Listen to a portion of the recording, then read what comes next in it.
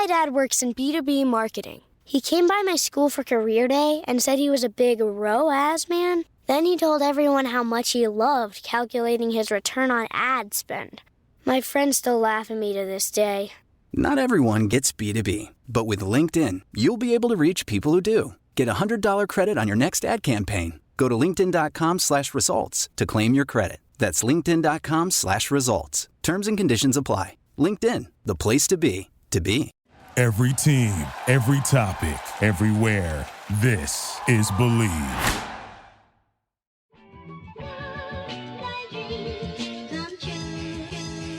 Welcome in to another edition of the JMU Sports News Podcast. I am Bennett Conlon, joined by Jack Fitzpatrick. Next week is game week. Next week's game week. Next Monday is a huge new thing. We're going to let the audio and the video we made for it take us away on that one. Big announcement coming on August, or I guess coming now. If you've been following our Twitter channels, it's been announced. But listen to this. To the house! It's time with JMU Hall of Famer and someone who knows a hell of a lot about taking it to the house. Joyce breaks a tackle and goes in for a touchdown. Another spectacular run by Delvin Joyce. Delvin Joyce brings his unique perspective to the podcast to break down all things he's seeing about JMU football, with a little help from EPA King Jack Fitzpatrick and Bennett Conlon. Here he goes. He's going to try to beat the punter. He does. He's gone. And that is a touchdown. Welcome into To the House. Look at him turn back and forth. Oh, he broke his ankles. Now he's got an entourage. And he's got a touchdown. Now, here's Delvin Joyce with Jack Fitzpatrick and Bennett Conlon. I'm pumped for that one. Yeah, we had Delvin on the podcast a couple weeks ago. And we were like, what if we just did that all the time? We're like, Delvin, on a podcast? How about you do a podcast? And here we are. Here we are. Excited for that one, launching on Monday. First Monday, episode. we'll record it. We'll record it Monday, first episode. And then it'll come out later that night on Monday. So it will be in your podcast feeds no later than Tuesday. Something else that, I don't know, a segue into this, whatever. BetOnline's the world's most trusted betting platform and your number one source for everything football. Preseason NFL to college kicking off, BetOnline has every stat, every matchup, and even live odds and spreads while the games are being played. That's pretty typical. Think you know your stuff? Get in on our winner-take-all $300,000 NFL Survivor pool for the upcoming season.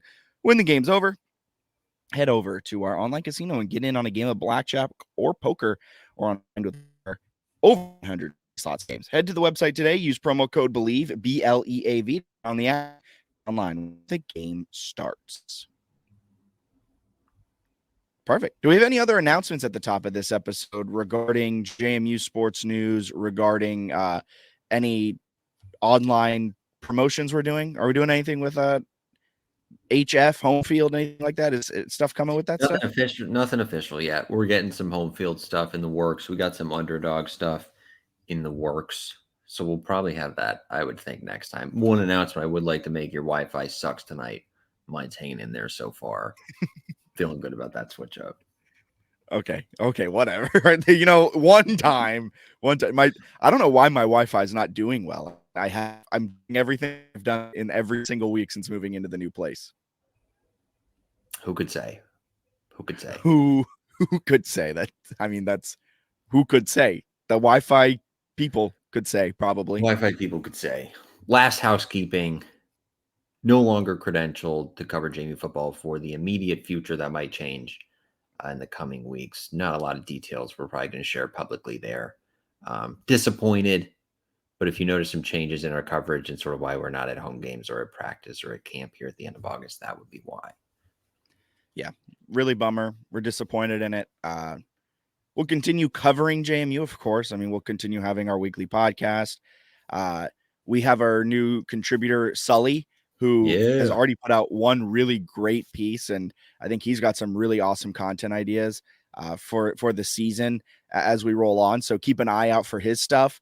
He'll be, tweeting more. I think it was first day of classes today at JMU. So he's on campus now, getting associated with it all. So he'll have stuff coming out, and we're a little bummed, but at the end of the day, we got PFF now. We got numbers. We got game on paper. We got stats of war, CFB graphs. I'm going to continue probably tracking successful rush rate to compare it to last season on first down, because that was kind of my thing. But definitely bummed, but excited to continue covering JMU the way we've been doing it the past, we're going into is this year 6 7. we're going into? Year 7. 7? Yeah. Man, year 7. Year 7. Touchdown, kicking the extra point. Something, Signetti did that a lot. I was trying to think of a jab there, but there's nothing there. Yeah, so we'll probably have a little more maybe analysis, recruiting stuff than like feature-y kind of stuff, but we'll see how it goes. We're excited for the season. Big year ahead. We got some great listener questions tonight. They're actually going to drive our show. First time we're doing like a mailbag show. It's almost a mailbag show, sort of a mailbag / season preview. And then I think we were talking about hot takes last week.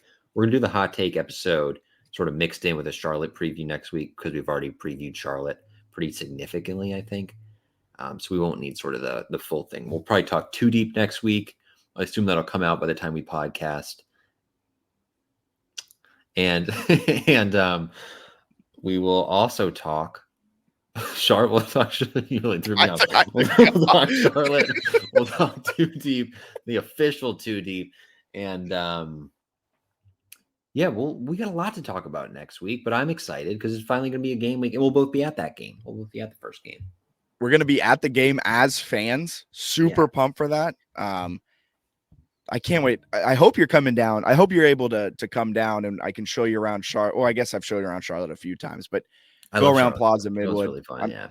And hopefully you can get Friday off and we can get down there a day early, hang out with some of my old friends around Charlotte on Friday. Granted, we have all day Saturday too. Game's not until 8 p.m. But game is not until 8 p.m.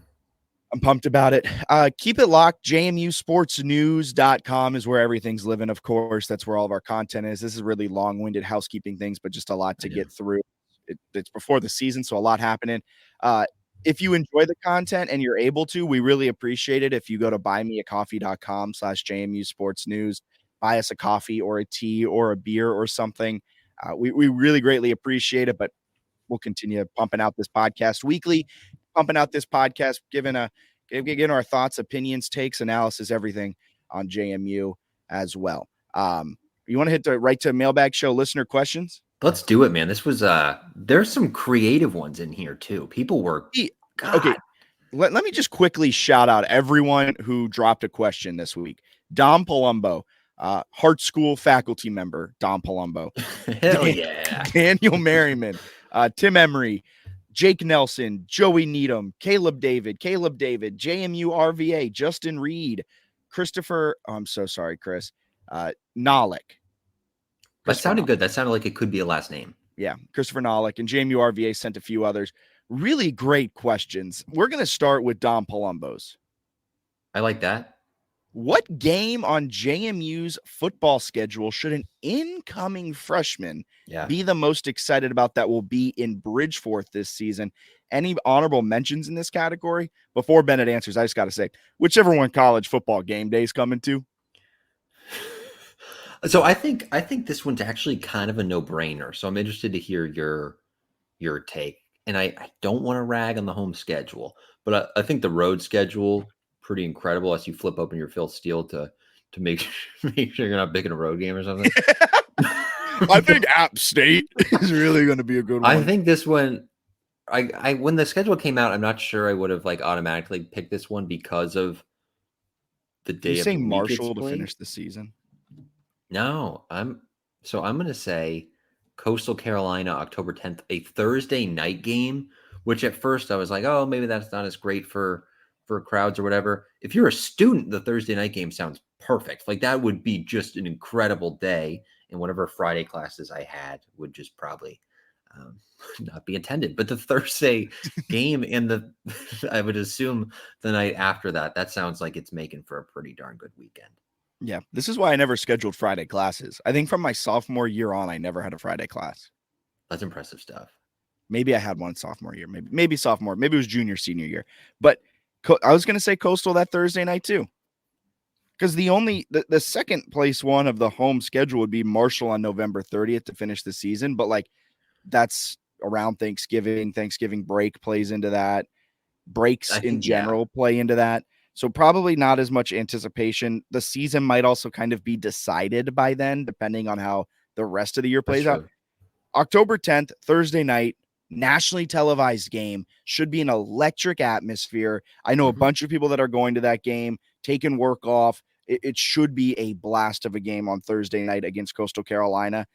It's also in the middle of the season. I mean, that's coming off of the North Carolina game, Ball State, ULM. You're sitting there maybe with one loss, maybe no losses.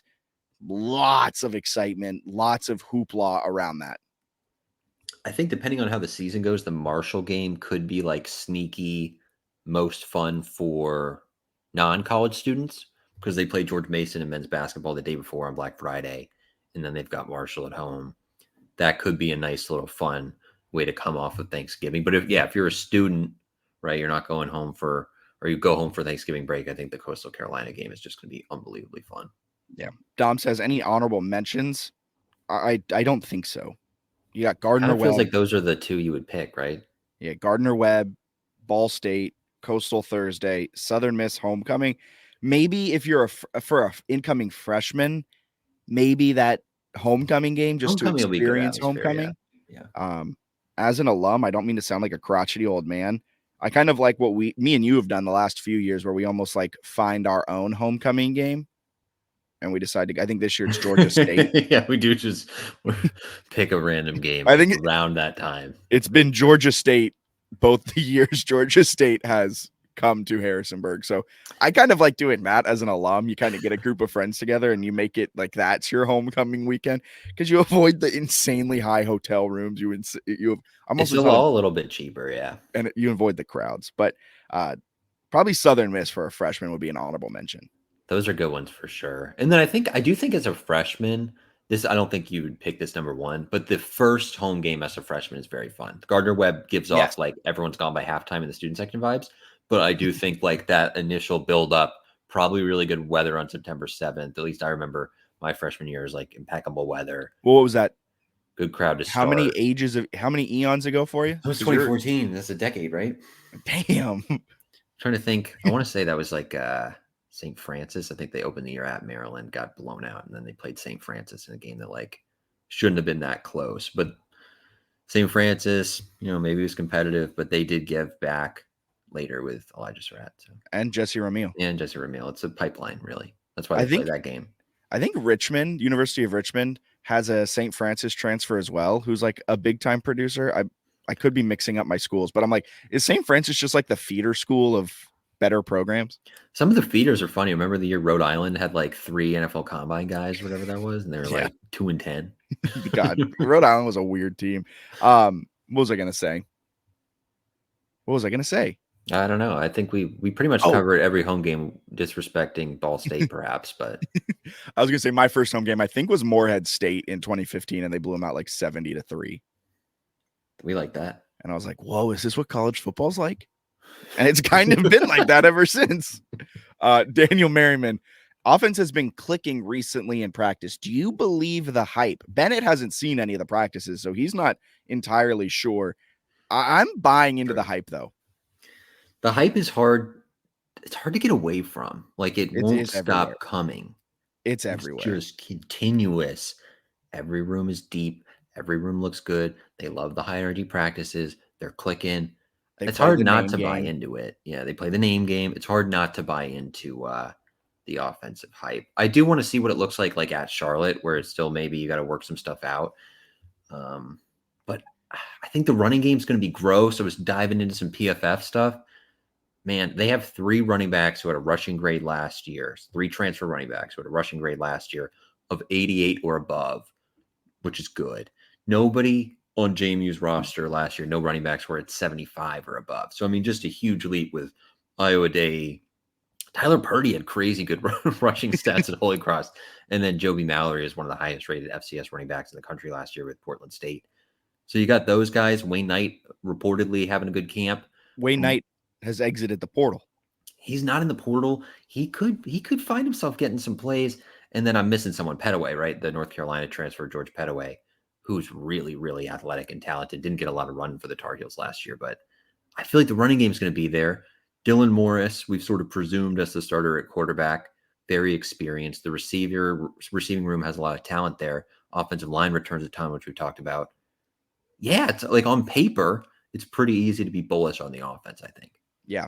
Quarterback one, Dave Riggert said in an interview with the Schultze cast, Locked On Sunbelt, that Dylan Morris has been taking a lot of the reps at QB1 through spring practice and even recently. So that's interesting to see from Dave Riggert saying that. It should be good. I mean, so I went into media day last week and I kind of had the same outlook. It's just so much excitement. There's so much hype. Can I really buy into all of the hype? They're doing something that not a lot of teams have done and had success, going through this massive roster overhaul and bringing in an entirely new coaching staff. But then I listened to what Charlotte was saying.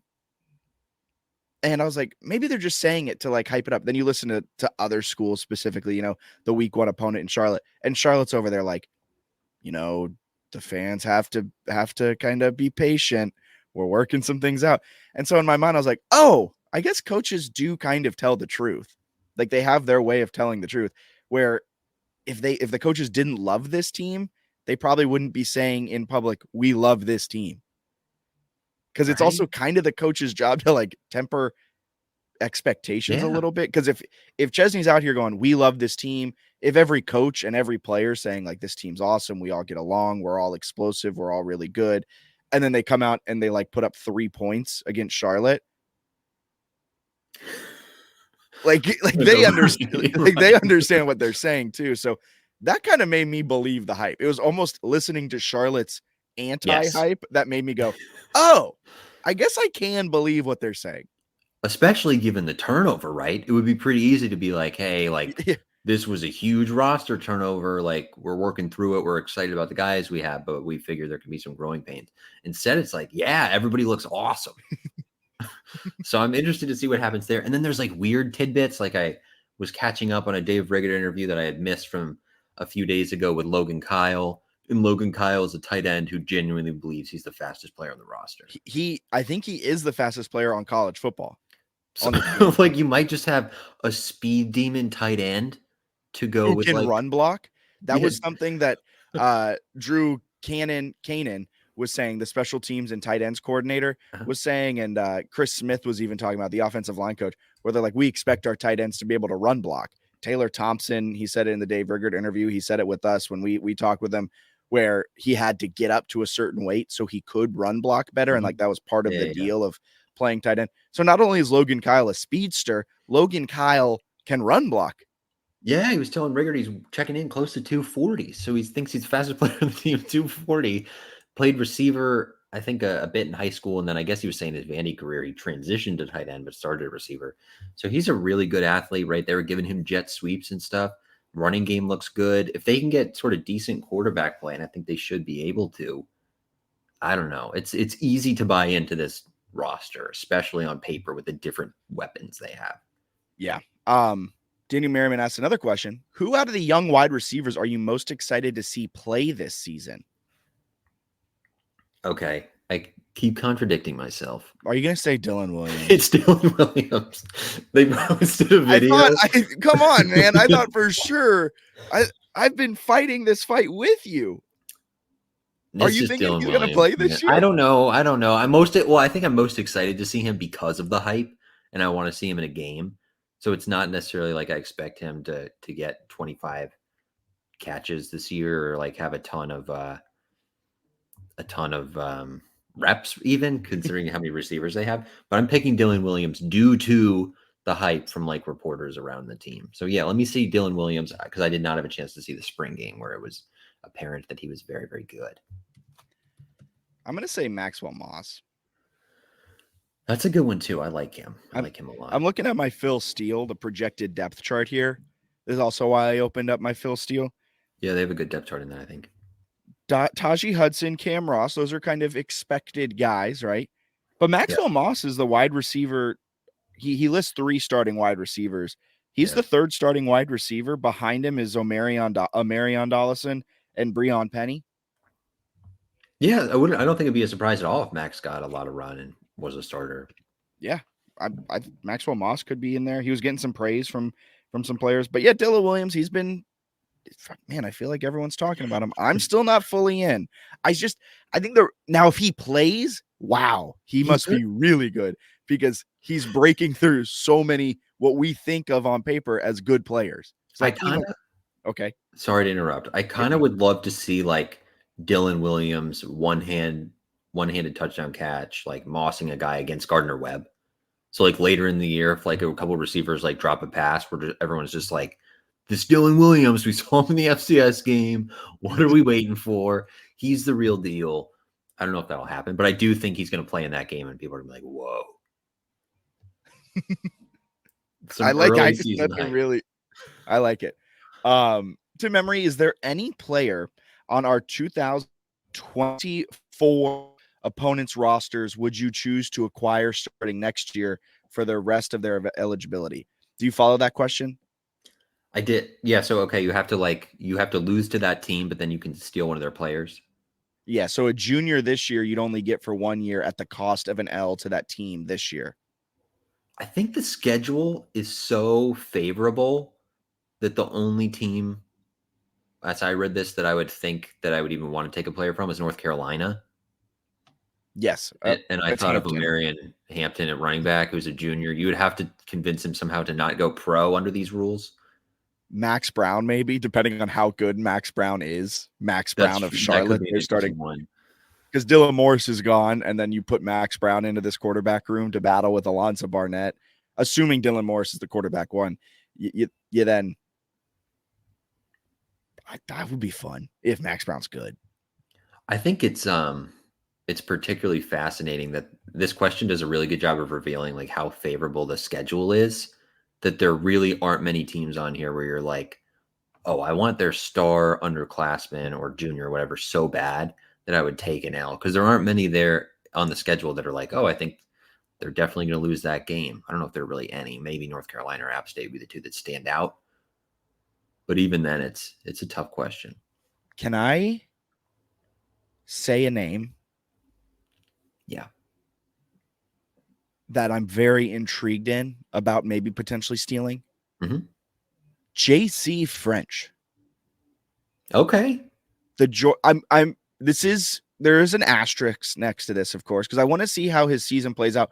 But Georgia Southern fans were kind of shocked that he was named quarterback one for Georgia Southern. That game is October 19th in Statesboro against the Georgia Southern Eagles. I believe Brian Shore's coaching him up. I believe he's still an offensive coordinator, analyst, QB guy with Georgia Southern.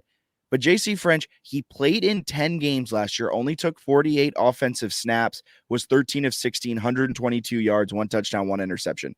Nothing crazy. Georgia Southern had their quarterback who played a lot of football last year, but Georgia Southern fans weren't necessarily the most excited about him. I think we talked with Brian Stone from, I want to say it's Warm Weather Fans, the podcast, which covers Sunbelt in a really good way. But he's a Georgia Southern guy, and he was just like, he's fine, but he's not great. Now they bring in JC French. He's a transfer from Memphis. He could potentially be good. He could potentially be fun. But again, that's an asterisk next to it. That's also my way to slip in the fact Georgia Southern, they've named their quarterback one. It was kind of surprised. I think he was an under-known name coming into camp. They didn't expect him. I don't think he was of the two guys that everyone thought it was the battle between, but he ended up winning it out. Yeah, they've got Dexter Williams, an Indiana transfer. I thought some people might assume he started a couple of games for Indiana in 2022. I know his knees have been banged up in his college career. So a few of those G5 surprising ones, not to get on too much of a tangent. You see Boise State went with Madsen. I think it's like Madsen. Electric name over Malachi Nelson, which I think everyone, including myself, had penciled the 5-star USC transfer as their starting quarterback. You may have penciled him. I Sharpied him in. Your G5 playoff favorite entering the year instead goes with a returning quarterback. I thought that was particularly fascinating. Those two teams play each other week one. You'll have Georgia Southern and Boise State, both with kind of surprising QB1 selections. Was interesting, I thought. You said they play each other week one? They do in Statesboro. Will be interesting to see how long both of them go with kind of their surprise pick. If they like bail quickly, if it doesn't work or something. Yeah. See how it plays out. If all of a sudden Malachi Nelson comes out in the second half, or all of a sudden Dexter Williams or whoever else, or Georgia Southern, see how quick that hook is. That's it. That was interesting. But Manson was kind of like, he knew the system really well. He was impressing a ton. I was reading all the reports out of a camp. He was taking a lot of QB1 reps. The Boise State reporting beat was like, he's balling. Like, he's doing very well. Malachi Nelson. And then they were like, Malachi Nelson has all of this talent. You see, he has the tools, but like, he never fully put it together. It sounded like from their reports. I was kind of shocked by that. When do you think JMU names QB1? When I think the 2 deep is going to be dropped with an or. That would be interesting. Signetti-esque. I think it's Signetti-esque. Just based off of Chesney's quote at media day, just kind of saying like, we're not in a rush. And then he kind of was joking with the media, like, we can play 2 quarterbacks. We can do a 2 quarterback system. Thankfully, the JMU media didn't run with that like the UVA media did when Tony Elliott said that about Calandry and Musket. Did you see? Well, we're on a complete side tangent here. Did you see that? See that? People were like, this is a fireable offense. It's like, well, he hasn't done it yet, to be clear. Yeah. And also, it was like a throwaway line. Like, it's this whole paragraph of an answer. And he's like, they're both battling. We want to name one. We want to name one soon, so they have game week. But who knows? We can run both out there. It's like, they're playing Richmond game 1. It's an FCS team. I do think I kind of dig this Chesney, like maybe gamesmanship. I think it holds a little more weight than last year, where McLeod and Barnett were both dual threats who were going to do very similar things. I think the offense with Dylan Morris would look a lot different than Jamie's offense with Alonzo Barnett. So I think there's actual gamesmanship there. When Signetti had 2 like identical skill set quarterbacks, it was kind of felt like a waste of time. But but I think even he named it before the game last year. He did it a few days before Bucknell in his press conference. He said Alonzo was the guy. So we'll see if Chesney goes a couple days before or something like that. Yeah. So to wrap up Tim's question, Omarion Hampton, UNC. Yeah, you're stealing the NFL running back, I think. Also a game that's very like losable, where it's like, yeah, we'll lose it, I guess, if we can get Hampton. I was looking at his stats. I think he ran for like 1,500 yards in the ACC last year. Yeah, he's good. He would destroy the Sun Belt. Can you imagine though? He's probably like a 2,000-yard rusher if you give him enough touches. 1,000%. Yeah, Jake Nelson. What are your top 3 choices for hype music song as the players get ready to enter Bridgeforth pregame? This one's all you, man. My musical tastes are. No, I want to hear it. I think Carolina on My Mind by James Taylor, maybe Summer Breeze by Sealscroft and Nash, or we get whatever. Camp involved. Camp with 2 A's. Can we do Lavender Girl, please? Maybe some Noah Khan, some Stick Season. Some Tyler Childers, Follow Me to Virgie. That'll do it. That'll get him hype, man. Is that better or worse than the Macklemore Can't Hold Us? Macklemore Can't Hold Us has been a great song choice into a bad song choice into why are they still playing this sound choice? Has it gotten back to being a good song choice? Yeah, maybe it's cyclical. Right? Maybe it just keeps going around. I think something like current. I think getting the players involved. This is kind of my political cop-out way of answering it. That's a great cop-out, yeah. I think getting the players involved would be really cool. Almost like maybe even a new one each game. Because I don't think like the pregame hype-up song needs to be the like the tradition song. You know how like you could change it week to week or something? Like unless you're Enter Sandman with Virginia Tech, like JMU just doesn't get into the stadium soon enough, I believe. I think the party's still going on. So maybe you let the quarterbacks pick one week. You let the wide receiver, you let your senior leadership team pick, and they kind of maybe rotate a few songs throughout the season.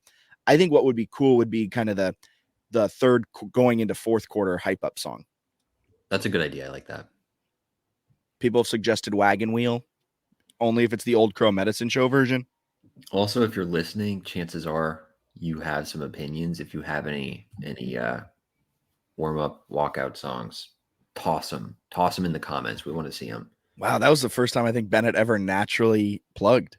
Yeah, I plugged the comment section, which is very exciting. If we didn't mention it already, like and subscribe on YouTube. 30 minutes in, like and subscribe. 4 tangents in. Welcome to the channel, 30 minutes. And thanks for joining us. Thank you to everyone. But yeah, I mean, drop your song choices, whether it's the third to fourth quarter song choice, whether it's the pregame hype up song, maybe it's what you want to play at your tailgate. Drop it in the comment section, drop it in the replies. We'll read it on the show as we go along. I really like that question, Jake. I just also kind of feel like I'm kind of like listening to music like you, which is why I named 15 folk, indie folk, pop folk songs instead of answering the question. A lot of what I'm listening to would make for horrendous, like, hype up songs. Rudy said Crazy Train. That's a solid one. I think that's a solid one. Yeah. Maybe Not Like Us. Kendrick Lamar's diss song to Drake. Is that still in? If that's still in, you can. I mean, it's got a what are the sick kids beat doing these days. That's true. All That's right, true. you're not that old. My goodness. Joey Needham, in your opinion, what are the chances we land at least? Ooh, I love this question. Quick, changing gears to basketball. To get that car checked. Just got my inspection done, man. Everything's checked. I don't know about my squeaky gearbox, though. What are the chances we land at least one of the 3 highly regarded men's basketball recruits visiting campus in the near future? And who do you think is the most likely to be a Duke of the bunch? If you haven't checked it out, Bennett wrote a great article over on JMUsportsnews.com, kind of just quickly summing up the 3 highly rated prospects that are coming. 2 of them have visits scheduled for This week. This weekend. So 2 of them have schedules confirmed, and they're coming to Harrisonburg this weekend. Of the 3, do you think there's one that's more likely to land? What are the chances one of them land? Yeah, this is a good question. So you've got Preston Fowler, who's a 4-star. He's like a 6'8" small forward from Connecticut, I believe. He would be the highest rated recruit to ever pick JMU. Then you have Jamarian Davis Fleming, great name, who is listed JMU in his top 4. He's going to visit toward the end of September. If he commits and Fowler doesn't, then Davis Fleming is the highest rated recruit to ever become a Duke. And then you've also got a 3-star prospect, and I think it's Christian Brown. He's visiting this weekend as well. I don't think he would be I don't think he's in the top 3 necessarily of like highest rated recruits, but he's still a really, really good player. He's visiting App State shortly after visiting JMU. He's also got an offer from Murray State, some other good mid-majors.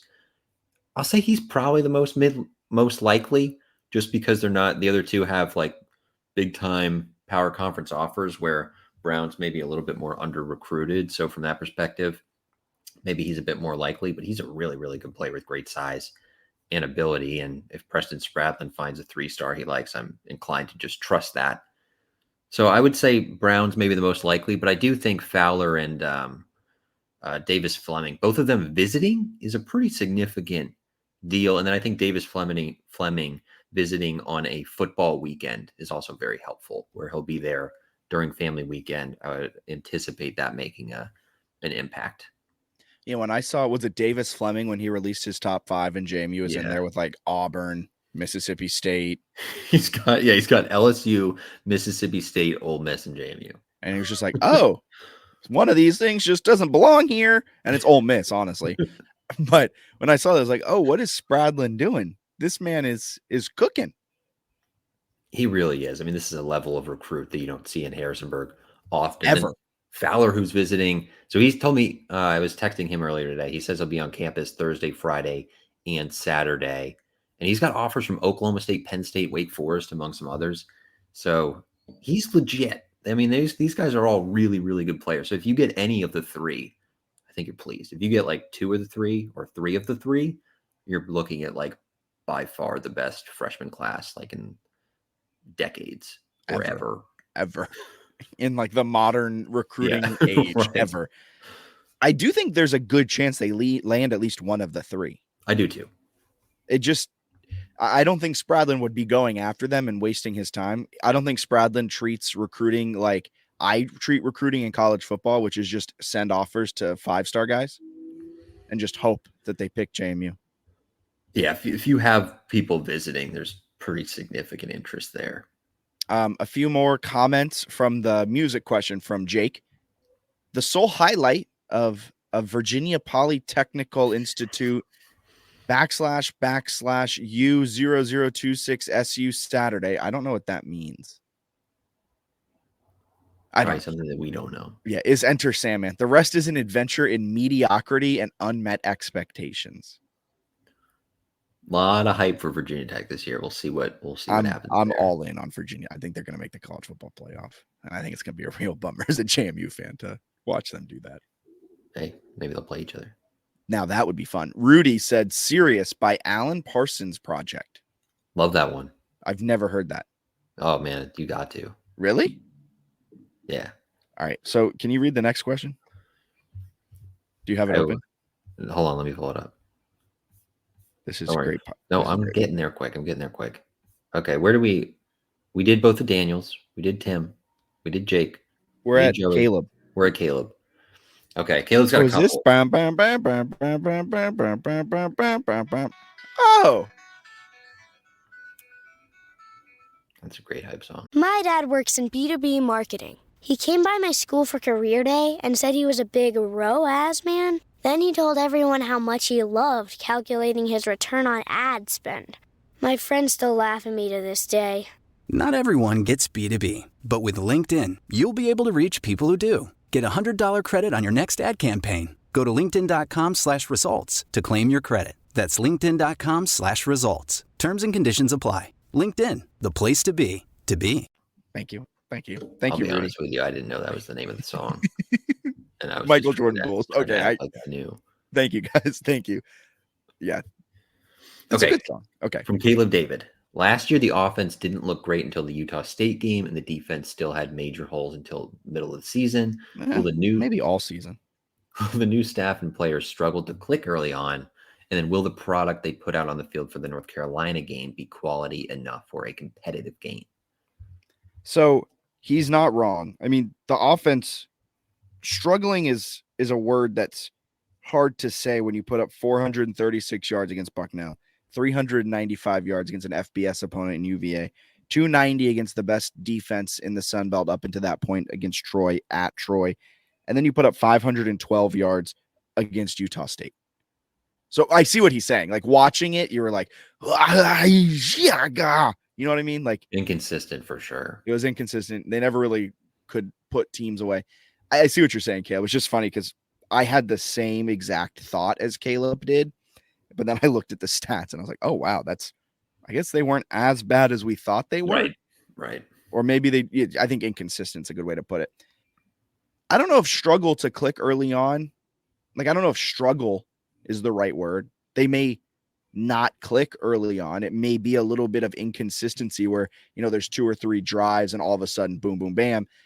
Could be that. I think the fact that they have so many experienced guys, and I think this is a question later on actually, is beneficial. Like they have guys that seem fully bought into the culture, fully bought into everything that's happening around JMU. You got, whether it's Dylan Morris or Alonzo Barnett. Barnett is a very old redshirt sophomore. And yes. I don't mean that in age. I mean, like just what he's experienced through college football up into this point. Dylan Morris is a very old graduate student. He also has been through a lot in the college football world, going through Jimmy Lake, going through the Michael Penix, Kalen DeBoer time in Washington. I think just having those two guys as your quarterback battle could be huge. Scott JMU said a lot of that was on McLeod. A lot of that was on Signetti not trusting McLeod. I don't think it was. Sorry, and Sig giving Barnett all of the first team reps reportedly in camp. So I think like some of McLeod's inconsistencies early in the year probably make a lot of sense based on how they handled preseason. Yeah, earliest part of the schedule, Scott said, was brutal. That's right. Bucknell home, on the road.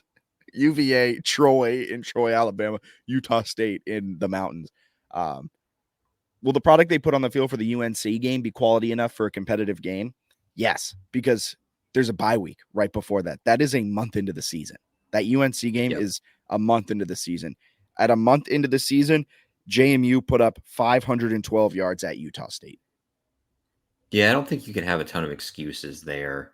I know they're still breaking in a lot, but they should at least be competitive. Even if they don't win that game, they should definitely be competitive. You mentioned the bye week is huge. I also think North Carolina is very solid, but it's not like you're going up against Ohio State on the road. Like you get a bye week to play what's expected to be probably a middle of the pack, maybe like an 8-win North Carolina. So that's a very doable game to be in the mix with them. Caleb, also, do you think they'll struggle to click early on? I kind of don't, based on what they've said out of camp. I think they'll probably have some ups and downs like any team does, but I would expect them to be pretty good pretty fast.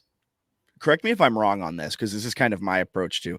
If the running game is good, I don't think the offense will struggle to click. I think a running game, and we can talk to Delvin about this during the podcast next week, but it seems more of just like be very good, like block well, make your reads, hit your read, hit your hole, and go.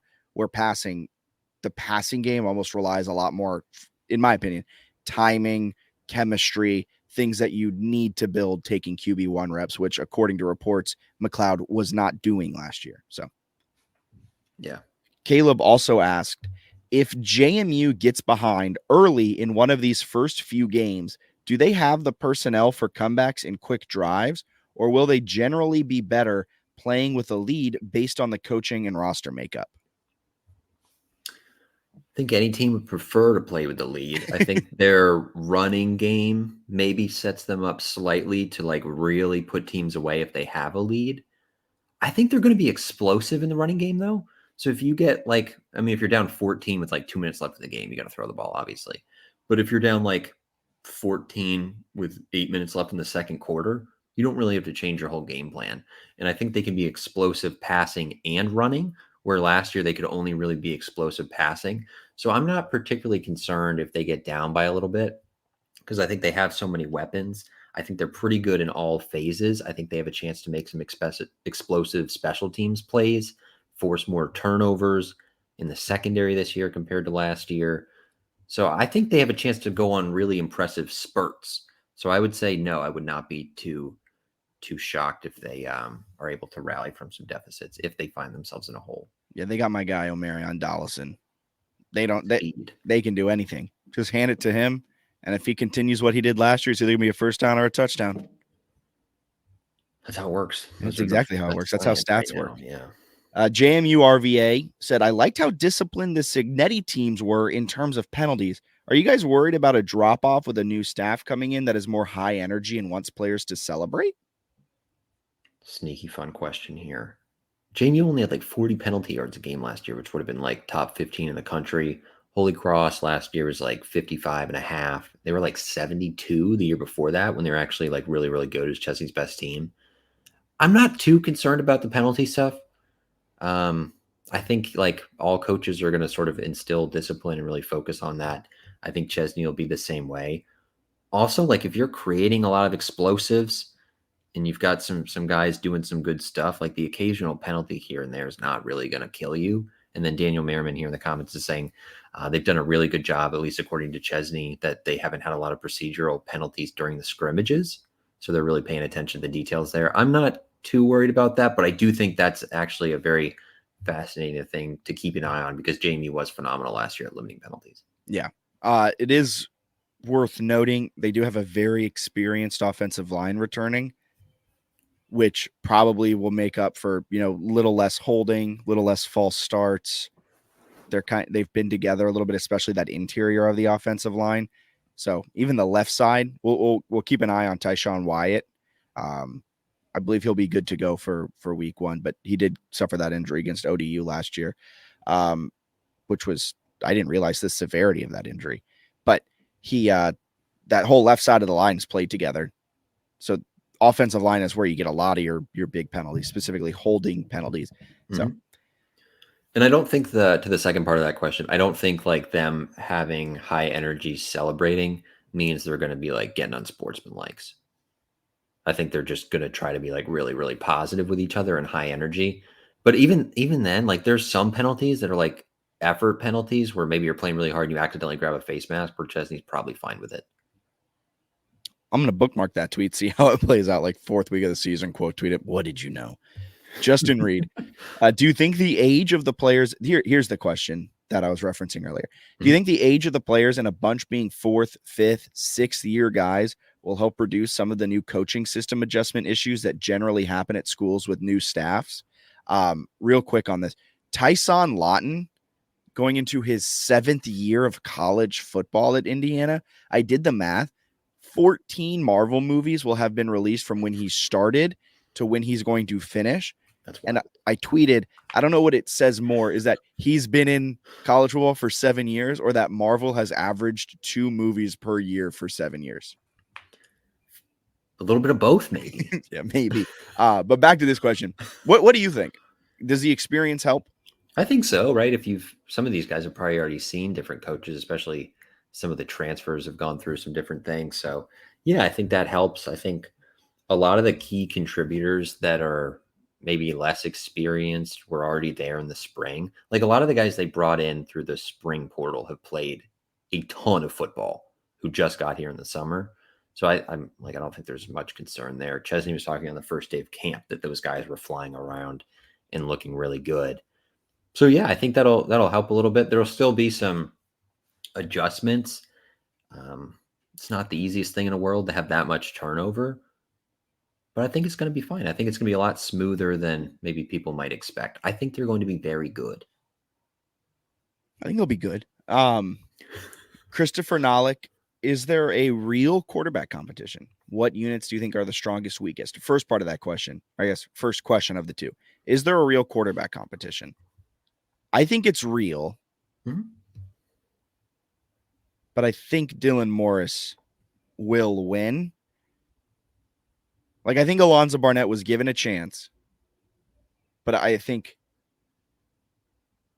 Dylan, like, my take on it from the second Dylan Morris transferred to JMU, and this was my take on it last year when Jordan McLeod transferred. This was my take on it when Ben DiNucci transferred here and he was battling, quote unquote, with Cole Johnson.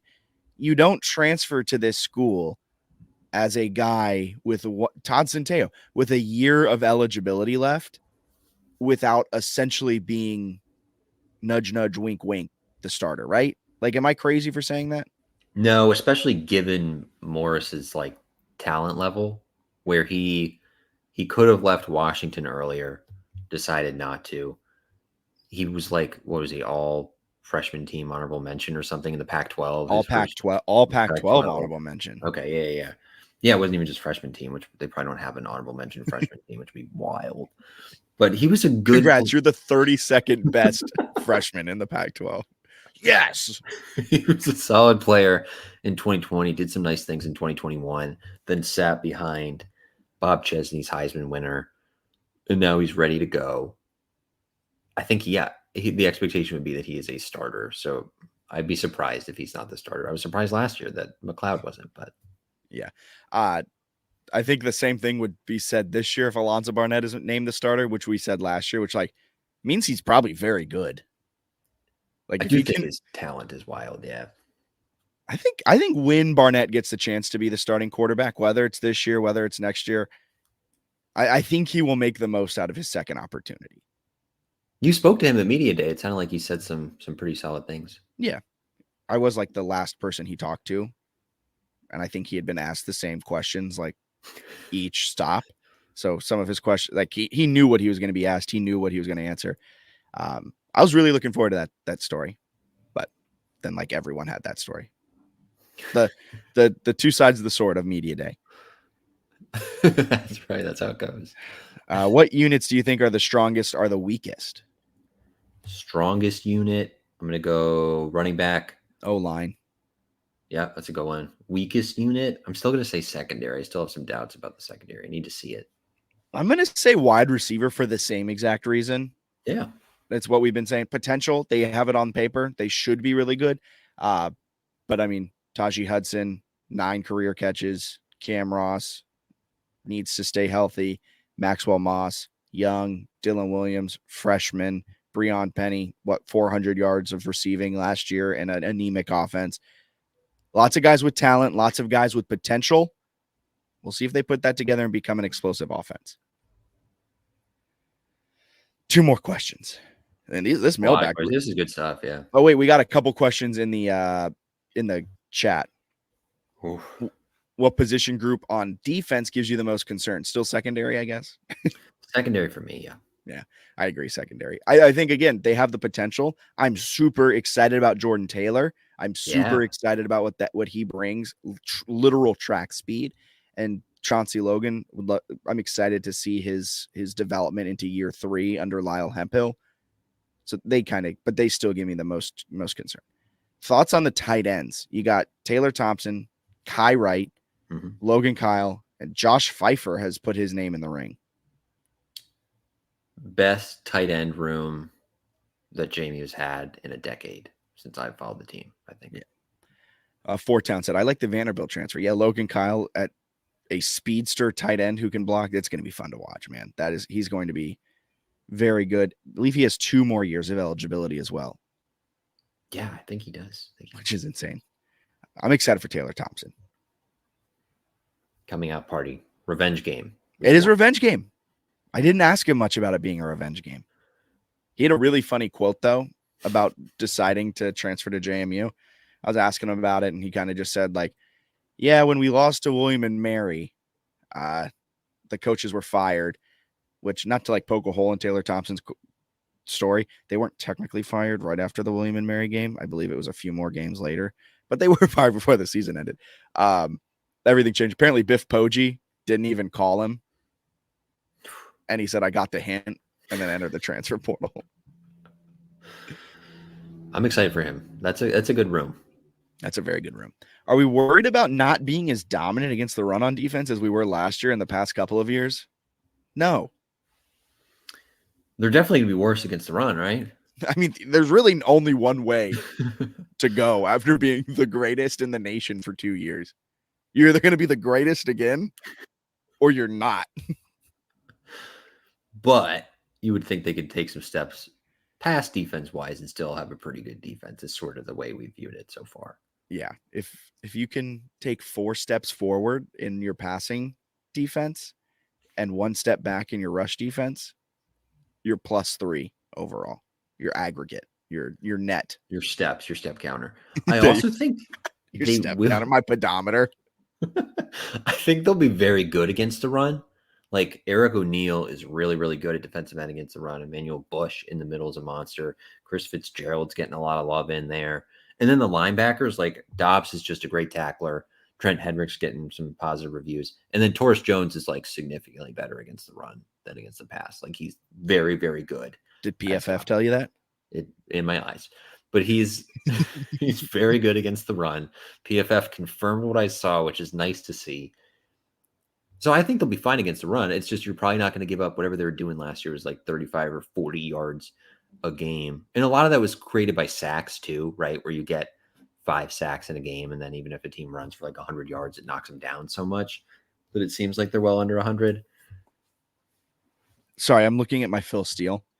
Sure. I'm flabbergasted that teams ran 32 times against them. Oh, you know why? Air Force ran 63 times against them in the bowl game, which just completely blows the algorithm. Yeah, that wasn't the best run defense in the country that day. But they're missing some guys. Also, Air Force is just a different beast. You were being coached on how to stop the triple option with 3 coaches. Good luck. The Avengers or whatever people are calling them. Keys against Charlotte. Score more points. 49. On the real, I think it's be clinical on offense. Be by Sorry, I thought the way you were phrasing it, I thought you had like almost like an acronym or something. I was like so excited.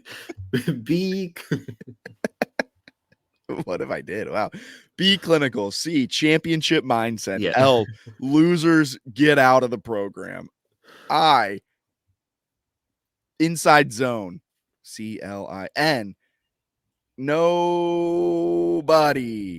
Like who's got it better than clinical? Oh, I thought there was a B to start. You got away from that. I get it now. Oh, B, clinical. No. But okay, keys against Charlotte. I think being clinical, like I've been saying it, Ryan Osborne's a good defensive coordinator. They had a good defense last year. So that is going to be a difficult first game for a completely new team, for a completely new coaching staff. If you can just move the ball methodically down the field, if you can average 5 yards a play, like taking out your explosives, you're going to be in very good shape. Just move the ball down the field, get yourself into scoring opportunities. Charlotte's offense may not be able to put up more than 17. So just don't give them any freebies. Don't throw a pick six. Don't have a turnover in scoring position.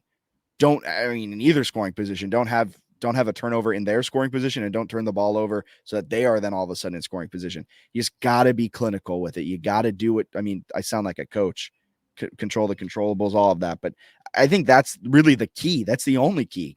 Just don't be dumb. Yeah. I think that checks out. Mine would be to keep Max Brown from running, try to prevent that. I think he's a very talented runner. I think he's a very talented passer, but I also think he's not polished yet as a passer.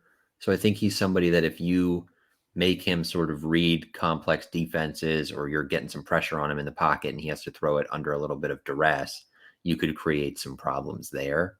Where if he can start to run and not have to think, where he's just in the open field running, he's very, very scary. So that would be my key, is see if you can fluster the quarterback. Because assuming Dylan Morris goes, you have a pretty significant advantage in experience at quarterback. Yeah. That's all of our listener questions, other than a few that we're not going to address. What we talked at the top of the show about the tweet earlier that we dropped right before. Not really going to go into many specifics on that. On the replay, you can watch kind of the quick touch. That sounds wrong. The quick talk about it at the top of the podcast, but not really dive in too much into it. That's the only listener question we won't answer. Yeah. All right. Anything else you got to add? I mean, no, that took us about an hour, which is pretty good. We might. So next week we'll probably have some hot takes. We'll probably run through the schedule. I have them here. Unless you want to run through the schedule really quickly now in 5 minutes. No, I feel like we run through the schedule like every week. Podcast. Yeah. Yeah. So let's do, we got hot takes coming next week, which we were excited about. And a little more Charlotte talk. We'll also, if we have a too deep, we're kind of sickos. We love to sort of go into too deep, sometimes a little too much, but we do our best to enjoy the too deep talk. When we too deeps have hurt us in the past. We love a good too deep. It's very true. Well, for Bennett Conlon, I'm Jack Fitzpatrick. This has been the JMU Sports News Podcast presented by Bet Online. Check us out. We're on Twitter, Facebook, YouTube. Like and subscribe on YouTube at JMU Sports News. And you can check us out on our home on the web, jmusportsnews.com. If you like the content, if you like the podcast, if you like what we're doing, we'd be very appreciative if you bought us a coffee at buymeacoffee.com/JMU Sports News. By no means do we expect that. We just do this out of the love of JMU. We love covering the team. We're excited about PFF this year. Maybe the unintended consequence of everything happening is that we finally broke down and bought ourselves a PFF subscription. I think that one's going to be nice for us to have a little individual player grades, not the gospel, but something we can sort of compare with our eyes. Yeah. I'm super excited for it, man. I love numbers. EPA king over here. And keep it locked. Delvin Joyce's podcast, To the House, will be coming out next Monday night. You can find it on this feed. It'll be Delvin breaking down JMU football with us there talking. Maybe I'll just throw in some EPA numbers every now and then. We'll see how it goes. But thank you so much for tuning in. We'll be back maybe sometime next week, probably next Tuesday, Wednesday. Maybe we should hash this out on the podcast now. Should we go? We'll have To the House every Monday. Should we have JMU Sports News Podcast every Wednesday? That seems like it could work. Okay. That was easy. Look at that. I am excited, though. Delvin Joyce is just an awesome human being. From our interactions with him, knows a ton about football. Great dude overall. He's probably super excited. It's going to be way more popular than the two of us talking. Yeah. I mean, this is probably for the sickos, and that probably is like for the fan. He's so much more knowledgeable. He's forgotten more about football than I've ever thought about football. We love that guy. But he also, he follows JMU religiously. Yeah. So He knows a lot about the team. He knows a lot about the sport in general. I'm so excited to have him as a resource to talk to this year. You know a funny story? And I don't know if he's listening to this part of the podcast, but a funny story when he was on the podcast like a month ago, and he mentioned Tiki Barber calling it iron pyrite. Mm-hmm. I just thought that was like a funny thing Tiki Barber said, like, haha, oh, Tiki, you're so funny. Turns out it was fool's gold. And like, we processed eventually. I felt kind of dumb. I had to Google it after the show. I was like, what is iron pyrite? And I was like, oh. He's going to make us think. He's going to teach us stuff. He's going to teach us that iron pyrite. First day of classes, Monday, August 26th. I'm going to bring my notebook and my Phil Steele. I'm so excited. All right. Thank you guys so much for tuning in. We'll be back next week. Until then, have a great rest of your off season.